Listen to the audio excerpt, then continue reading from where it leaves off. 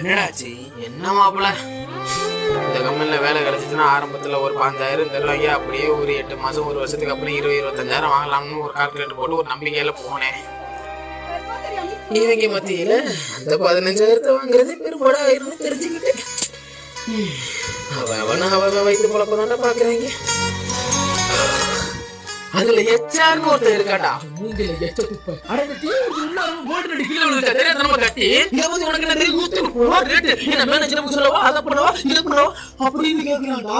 சரி மாப்பிள்ள, காலையில 9 மணிக்கு வேலைக்கு போகணும்டா, இல்லனா அந்த மூஞ்சில எச்சிட்டு போன நாய் என்னே காரி துப்பிட்டு இருக்கும்டா. ஒரு 8:30 மணிக்கு எழுப்பி விட்டுரு மாப்பிள்ள. சரி மாப்பிள்ள, நான் அவளை போத்தி எடுத்துங்க. இதெல்லாம் தொடர் கணக்குல தான்டா போத்துவான். என்னைய பத்தி உனக்கு தெரியுமில.